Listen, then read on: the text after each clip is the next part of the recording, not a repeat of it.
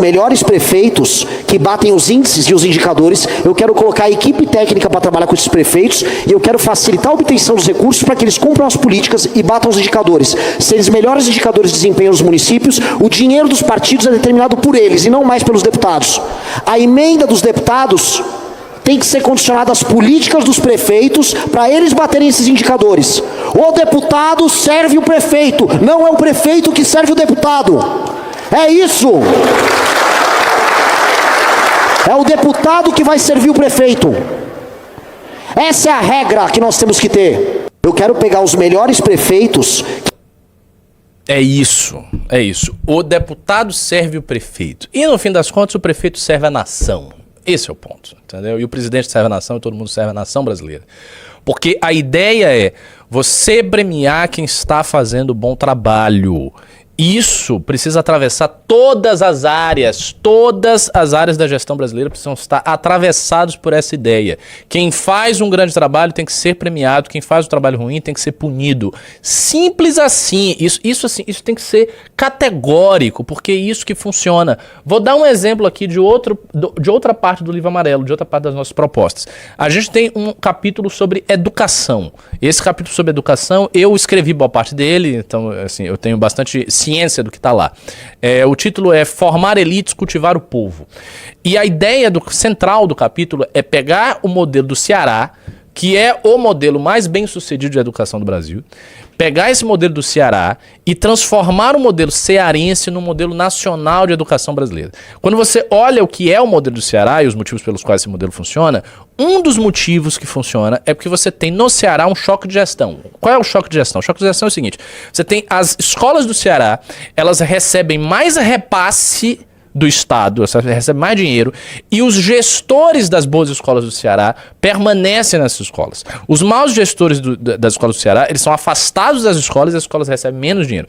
Então há um sistema de incentivo que premia o mérito, que premia a competência e que premia a capacidade. Se você não tem um sistema de incentivo que premia a capacidade dentro do Estado brasileiro, você não tem nada. Aí você tem um monte de vagabundo, de prefeito que não quer saber de nada, de prefeito que quer roubar, e esses caras vão continuar lá, mandando e desmandando com os seus deputados federais de estimação, com os seus deputados estaduais de estimação, botando emenda na mão, né, desses caras, e o governo federal sempre com contingenciamento de risco, sem ter grana discricionária para poder fazer nada, que é a situação que se encontra o Brasil atual. O Brasil é basicamente isso, né? Então, assim, a gente não tem proposta de nada, a gente não tem dinheiro para nada, o erário público é totalmente tomado por grupos de interesse, a gente não consegue fazer nada. Obviamente, a primeira coisa, isso o Renan tem falado em todas as vezes que ele faz participações públicas, a primeira coisa que a gente tem que fazer é um severo ajuste fiscal. E aqui eu quero dar um pitaco sobre ajuste fiscal, como eu acho que deve ser feito. Existe um sentimento verdadeiro por parte da população brasileira de que o brasileiro é expoliado pelas elites e que as pessoas de classe média, as pessoas mais pobres, sempre, fazer um gesto, sempre se dão mal no Brasil. É isso que acontece com as pessoas mais pobres de classe média. Esse sentimento é real. A gente fez a pesquisa e nós temos comparativos entre a carga tributária brasileira e a carga tributária dos demais países da América Latina.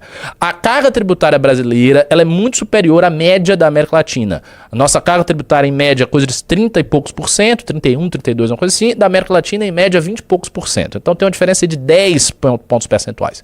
E os nossos serviços, eles não são superiores aos serviços da América Latina. A nossa educação não é melhor do que os dos nossos vizinhos, a nossa saúde não é melhor do que os nossos vizinhos, segurança também não. Ou seja, o Brasil é um país que entrega serviços do mesmo nível que os países vizinhos, ou até pior, com uma carga tributária 10 pontos além. Então, as pessoas, elas percebem isso, e a população, a faixa da população que trabalha, a comunidade, a camada produtiva da população se sente corretamente espoliada. Então, qualquer tipo de ajuste fiscal que a gente faça, tem que ser um ajuste fiscal que comece pelos estratos mais privilegiados da sociedade. Então, primeiro é tirar a aposentadoria de militar do jeito que está, é tirar a aposentadoria de juiz do jeito que está, é tirar penduricalho de altos funcionários do serviço público,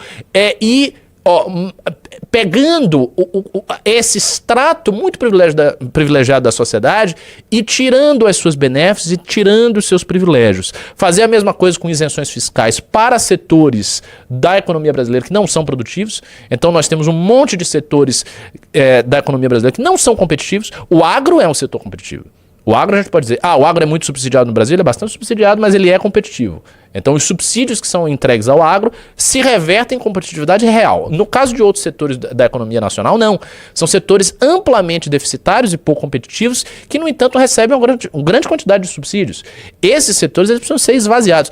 Então o começo do ajuste fiscal ele tem que ser por esses estratos, a meu ver, porque isso cria para a população, para a classe média, para a população que vota, isso cria um bonde, uma conexão de confiabilidade no governo. Quando o cara olha lá e diz, putz, os caras tá botando pra quebrar com os ricos. Agora parece que esse presidente aqui ele não tem rabo preso, ele não tá... Quando você sente isso, o brasileiro normal, comum, se ele vê um presidente que tá fazendo alguma coisa com os caras grandes, com a galera que tem poder, eles vai se sentir representado porque há um sentimento enorme do brasileiro, que é a injustiça. O brasileiro se sente, no fundo, injustiçado. E eu acho, do fundo do meu coração, que as pessoas estão aqui dispostas a muitos sacrifícios, a trabalhar mais, né? A se esforçar mais, a se aposentar mais tarde.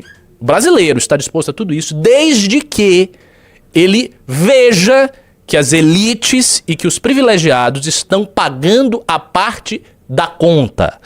Se o brasileiro percebe que as elites estão pagando a parte da conta, as pessoas ficam predispostas a fazer os sacrifícios necessários.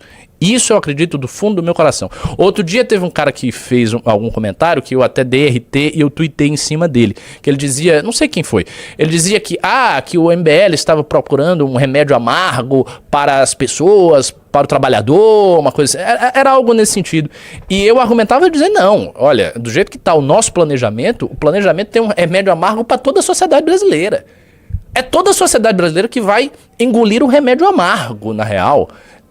A elite vai engolir remédio amargo, o pobre vai ter remédio amargo, todo mundo vai ter remédio amargo, porque é o único jeito de você criar um sentimento de união nacional, de sacrifício, de esforço para você melhorar. Foi assim que aconteceu com o Japão pós-Hiroshima, foi assim que aconteceu com a Alemanha pós-guerra.